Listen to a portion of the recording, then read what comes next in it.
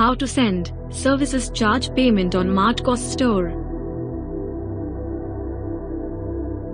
Search Martcost keywords on Google search engine. Click here and open Martcost.com official website. Scroll down and go to footer menu, and after then click on service payment option. Now, click on Pay Now button. After then, you can see pop-up payment box. Now, enter service charge amount. After then click on Next button. Next, enter your billing details and after then click on Process to Pay button.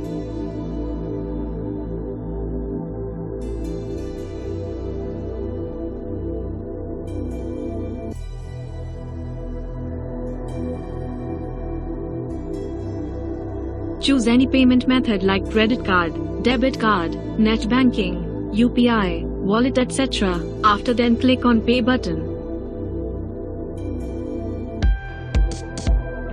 After then your payment has been successful.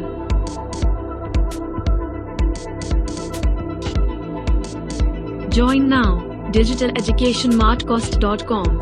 Go to store www.martcost.com and contact now services@martcost.com.